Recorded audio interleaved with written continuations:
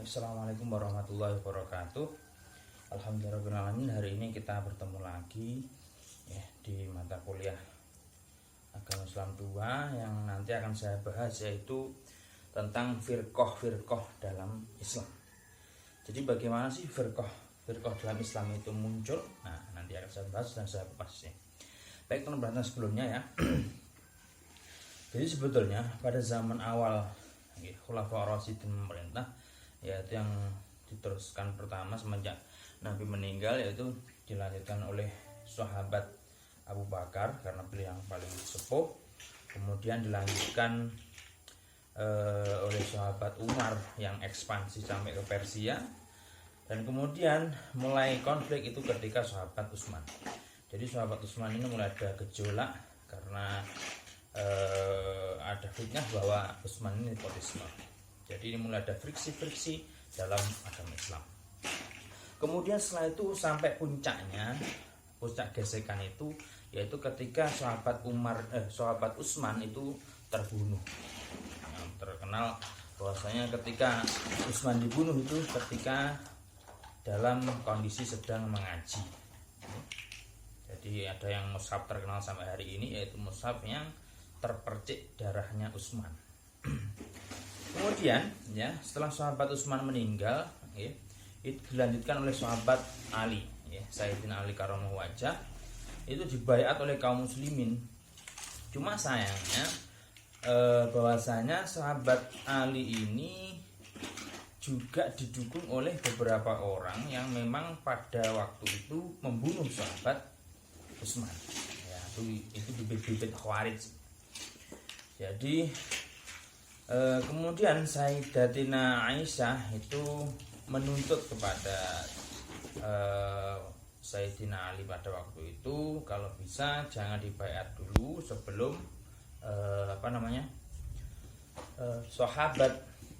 para pembunuh sahabat Utsman ini diadili. Nah, akhirnya sampai timbullah puncak konflik, yaitu antara Sayyidina Ali dan juga Sayyidatina Aisyah, yaitu dalam perang Jamal, yaitu perang yang di situ itu Sayyidatina Aisyah itu menggunakan unta. Kemudian karena saudara-saudaranya Utsman juga tidak terima, akhirnya juga Sayyidina Ali ini bergesekan dengan Muawiyah ya, pada waktu itu sampai akhirnya terjadi perang Siffin, yaitu perang antara Khalifah Ali bin Abi Thalib dengan Muawiyah. Nah, jadi pada waktu itu sebetulnya Muawiyah pada waktu itu sudah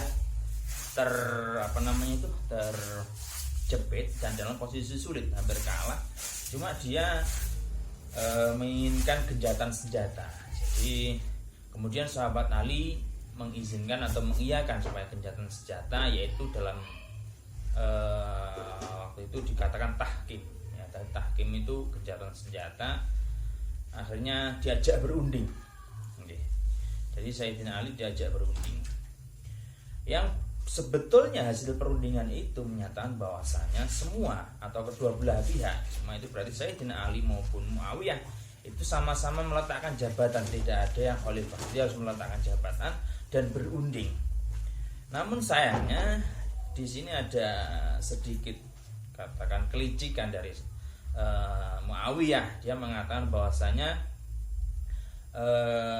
waktu itu ya, utusan dari Sayyidina Ali itu kalau bahasa sekarang itu konferensi pers ya, menyatakan Sayyidina Ali meletakkan jabatan bla bla bla dan sebagainya. Namun ya, konferensi pers yang kedua yaitu ternyata dari pihak Muawiyah mengatakan bahwasanya ketika Sayyidina Ali itu sudah meletakkan jabatannya, maka yang naik adalah Muawiyah. Nah, itulah yang menjadi pokok permasalahan, bahwa para pecinta Sayyidina Ali itu menjadi benci dengan Muawiyah karena ternyata Muawiyah tidak memenuhi janji waktu itu.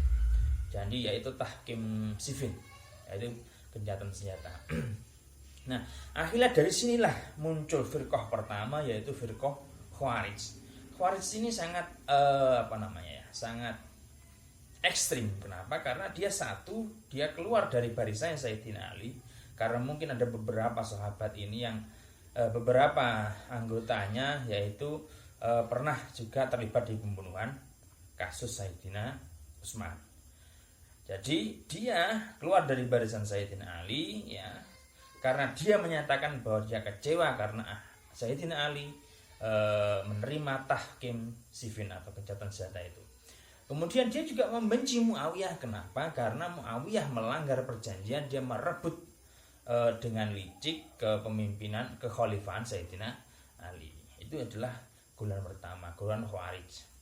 Nah, keras. Jadi dia menyatakan barang siapa ya dalam Al-Qur'an, wa malam yahkum bima anzalallahi wa malam yahkum bima anzalallahu faulaika humul kafirun. Jadi inilah kesalahan Khawarij. Jadi dia hanya menerjemahkan Al-Qur'an secara tekstual, ya tidak kontekstual. Itu salahnya Khawarij. Jadi dia mengatakan bahwa siapa yang tidak menggunakan hukum Allah, ya, jadi dia sudah dianggap kafir dan halal darahnya. Maka dari itu dia menganggap Sayyidina Ali itu kafir, Muawiyah pun juga kafir. Ini yang sangat lucu bagi saya di Khawarij. Kemudian ya, sekte yang kedua yaitu sekte Syiah atau firqah yang kedua adalah firqah Syiah. Jadi sebetulnya di sini ini ya, Syiah ini sangatlah luar biasa karena di dalamnya itu adalah beberapa sahabat-sahabat pilihan, yaitu sahabat-sahabat yang hanif, yaitu lurus ya. Namun sayangnya ya, karena memang sudah luar biasanya muhibbinnya para Sayyidina Ali ini kemudian dimasuki oleh seorang yang bernama orang Yahudi yang bernama Abdullah bin Sabah. Dia menyamar sebagai seorang muslim dan berusaha mengajarkan untuk mengkultuskan Sayyidina Ali dan keturunannya. Sedangkan Abu Bakar, Umar, Utsman itu telah merampas hak kekhalifahan Sayyidina Ali. Kemudian ya, dengan berjalannya waktu, Syiah pun ini juga terpecah, namanya Syiah Zaidiyah ya. Kemudian di sini juga ada namanya Syiah Imamiyah. Ada lagi Syiah Isna Asyariyah. Jadi itulah beberapa kefriksian di internal Syiah sendiri. Ya, lanjutkan. Kemudian yaitu timbul juga golongan selanjutnya, yaitu firqah selanjutnya, yaitu firqah Murji'ah. Berasal dari kata arja'a yarji'u, ya, arja'a yarji'u yang berarti mengembalikan atau kembali, ya.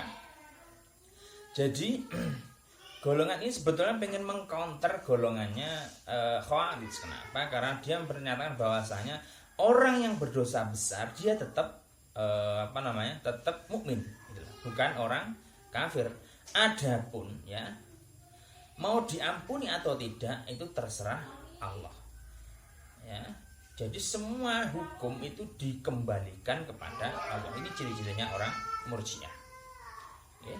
Selanjutnya ya, setelah Murji'ah ada namanya Mu'tazilah. Apa itu Mu'tazilah? Itu berasal dari kata i'tazala, yang artinya memisahkan diri. Ya, aliran ini dipandegani oleh Wasil bin Atha, ya, murid dari Hasan al-Basri. Kenapa dia memisahkan diri dari gurunya? Karena dia berbeda pendapat, akhirnya mendirikan Mu'tazilah. Dia berpendapat begini, mukmin yang dosa besar statusnya bukan kafir dan bukan pula muslim. Nah, ini agak sedikit ruwet pemikirannya, aneh. Yang diistilahkan dengan manzilah bainal manzilaten. Jadi indek siratal mustaqim mungkin seperti itu. Saya juga tidak tahu juga. Tapi yang jelas dia memposisikannya, dia pengen memposisikan diri di tengah seperti itu. Ya. Selanjutnya yaitu ada Qadariyah dan juga Jabariyah. Nah, ini yang paling besar. Jadi setelah beberapa firqah-firqah itu ada firqah besar ya, dua firqah besar yang saling bertolak belakang seperti dua kutub yang berbeda, ya.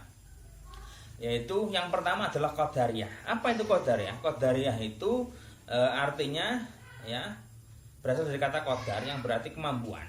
Jadi menurut Qadariyah manusia memiliki kemampuan untuk menentukan kehendaknya sendiri. Jadi dia lebih mengedepan akal, bahwa untuk mengatur dunia ini ya sudah manusia, akal manusia sudah istirahat. Tuhan itu sudah istirahat begitu. Kemudian yang selanjutnya yang bertolak belakang itu adalah Jabariyah. Ya, Jabariyah ini berasal dari kata jabar yang artinya memaksa. Bahwa manusia mempunyai kemerdekaan dalam kehendak, ya, dalam kehendak perbuatannya.